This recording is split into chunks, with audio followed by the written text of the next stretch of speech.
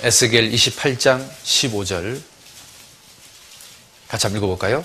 내가 지음을 받던 날로부터 내 모든 길에 완전하더니 마침내 불의가 드러났도다. 자, 여기 한번 보세요.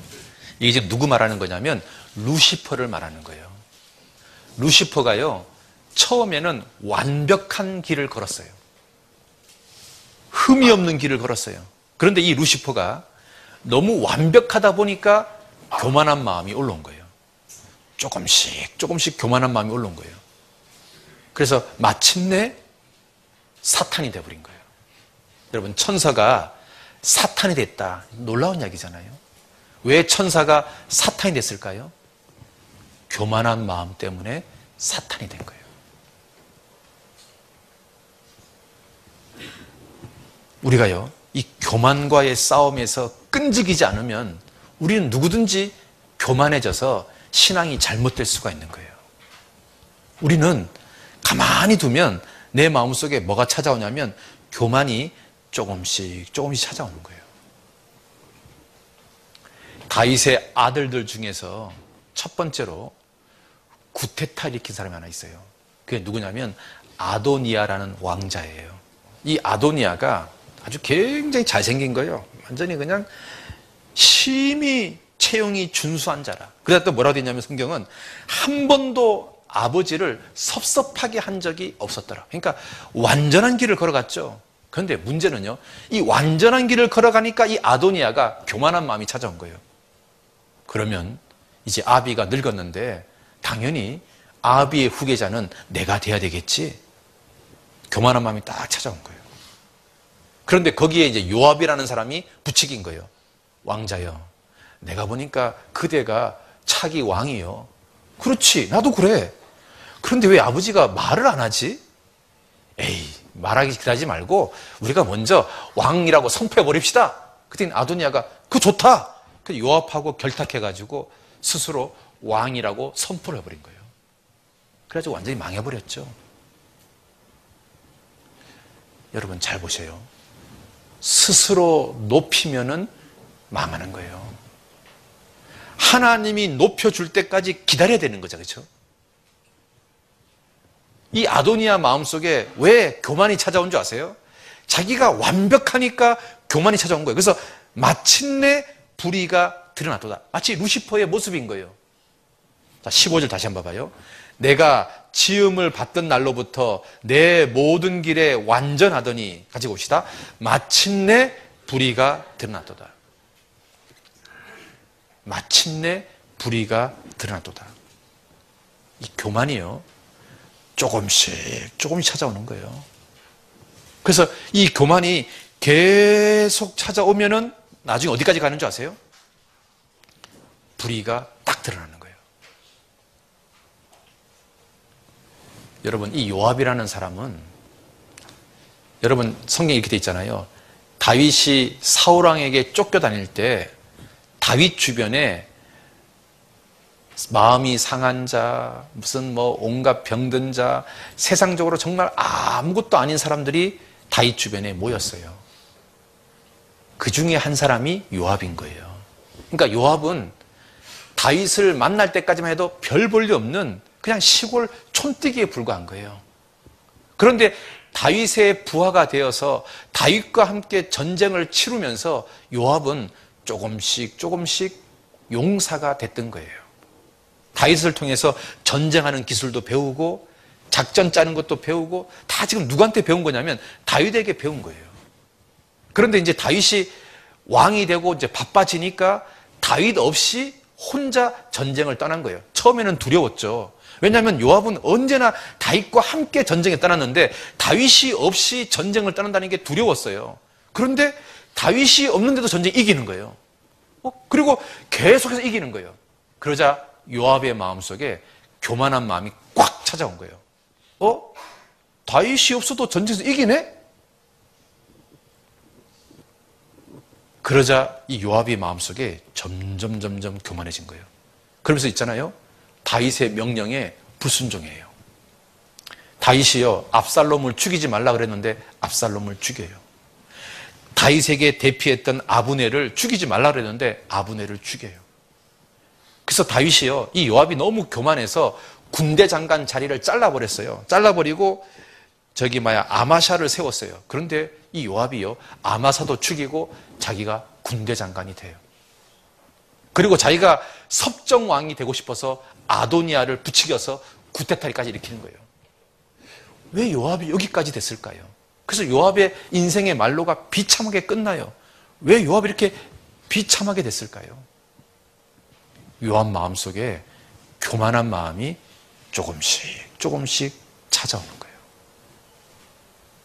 그래서 성경에요, 다윗이 요압에 대해서 뭐라고 말하냐면, 저 요압은 내가 제어하기가 힘들 정도가 되었다, 이렇게 말하고 있어요.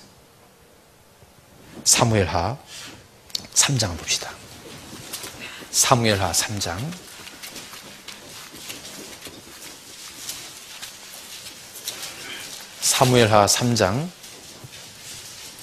39절, 사무엘하 3장 39절 같이 한번 읽어봅시다. 내가 기름 부음을 받은 왕이 되었으나 오늘날 약하여져서 수르야의 아들인 이 사람들을 제어하기가 너무 어려우니 여호와는 악행한 자에게 그 악한 대로 갚으실지로다 하니라. 이 수르야의 아들이 누구냐면 요압을 말하는 거예요. 요압이 너무 교만해지니까 내가 이 요압을 제어하기가 너무 어렵다. 여러분, 교회에서 처음에 어떤 직분을 맡길 때는 두렵고 떨리는 마음으로 잘 해요. 그런데 나중에요, 점점 그 일이 익숙해지면서 교회 안에서 이제 나이도 먹고 어른 위치가 되고 그러다 보면 나도 모르게 있잖아요, 요압처럼 되기가 쉬워요. 그래서 전도인 말에 대해서 순종도 안 하고 하나님 말씀에 대해서 순종하지 않고 그리고 교만하게 돼요. 우리는 누구든지요, 요압같이 될 수가 있어요. 그런데 그렇게 되면 그게 누구 손해인 줄 아세요? 철저하게 자기 손해가 되는 거예요. 사무엘하 23장에 보면 다윗의 용사의 명단이 쫙 나와요. 그 다윗의 용사들 명단 속에 요압이라는 사람이 빠져 있는 거 아세요? 요압의 동생들은 나오는데, 요압의 병기 잡은 자, 요압의 비서도 나오는데 요압만 빠져 있어요. 아니, 평생 동안 전쟁터에서 평생을 살았는데, 수많은 전쟁을 승리로 이끌었는데 왜 다윗의 용사의 이름 속에 요압이 빠져 있을까요? 교만하니까 아무 상이 없는 거예요. 사람들한테는 인정받을지 모르지만 하나님 앞에서는 아무 상이 없는 거예요. 이거 얼마나 비참해요? 사람들한테 인정받으면 뭐 할 거예요? 하나님 앞에 갔을 때 상을 받아야 될 거 아니에요? 그렇잖아요. 우리가 있잖아요, 교만하면 완전히 망하는 거예요. 여러분, 모래 위에 발자국을 새겼습니다. 이게 영원히 갈까요? 금방 사라질까요? 금방 사라져요. 그런데 달 위에 발자국을 새기면 이게 금방 사라질까요? 영원히 있을까요? 영원히 있다니까. 달이 없어지지 않는 이상은. 달 위에, 여러분, 둥근 달이 있잖아요. 둥근 달 위에 여러분 발자국을 딱 새기잖아요. 그럼 이 발자국이 안 지워져요. 근데 모래 위에 발자국을 딱 새기잖아요. 그러면 불과 한 1분도 안 돼서 파도가요, 그 발자국을 싹 지워버려요. 여러분, 만약에 발자국을 남기고 싶다면 어디에다가 발자국 남기고 싶으세요? 모래 위에요? 달 위에요? 달 위에죠. 여러분, 신앙생활 한 게 이 땅에서 사람들한테 칭찬받고 인정받는 것으로 끝나는 게 좋겠어요? 하나님 앞에서 영원히 칭찬받고 상급받는 게 좋겠어요? 어느 게 좋겠어요? 영원히 남는 게 좋잖아요. 그러면 요압처럼 교만한 마음으로 신앙생활을 하면 남는 게 하나도 없는 거예요. 사무엘하 23장에는 다윗의 용사의 이름 속에 요압은 빠져 있어요. 요압의 동생들은 나오는데 요압은 빠져 있어요. 요압의 칼잡이, 요압의 비서도 나오는데 요압은 빠져 있어요. 볼까요? 사무엘 23장.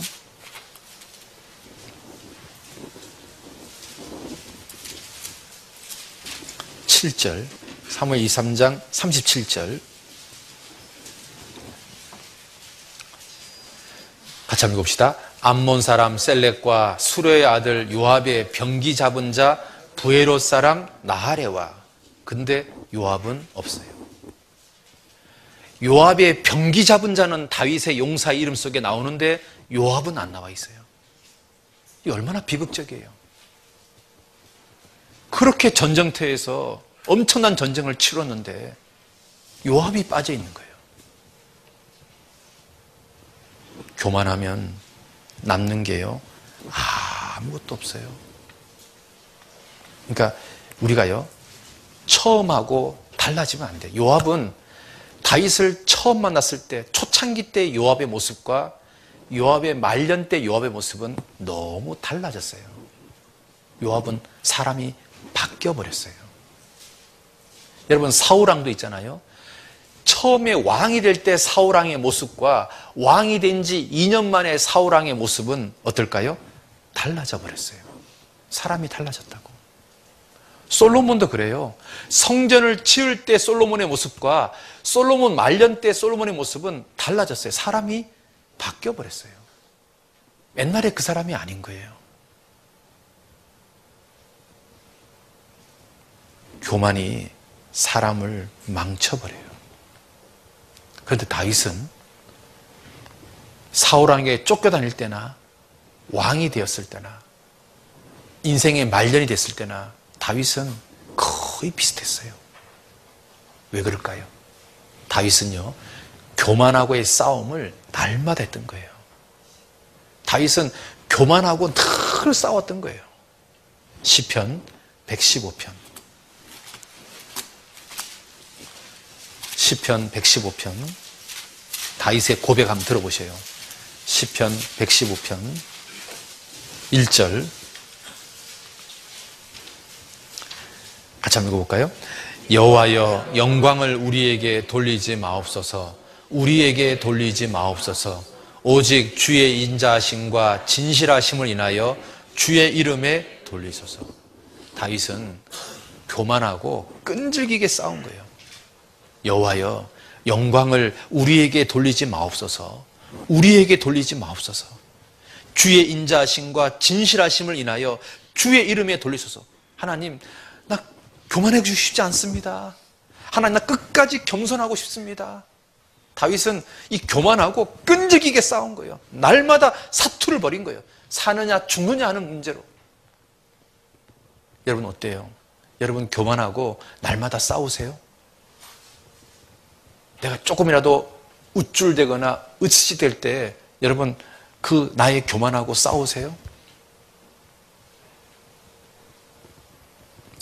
여러분, 임원을 오래 하면 성숙해져야 되는데 익숙해져요. 여러분, 익숙한 거하고 성숙해지는 건 달라요. 임원을 오래 하면 익숙해지잖아요. 그냥 단지 익숙해지면 교만해져요. 그런데 성숙해지면 겸손하게 돼요. 우리가요, 어떤 일을 하는데 이게 오래 했다고 해서요, 그냥 단지 익숙해지면 안 돼요. 성숙해져야지. 성숙해지려면 교만하고 싸워야 되는 거예요.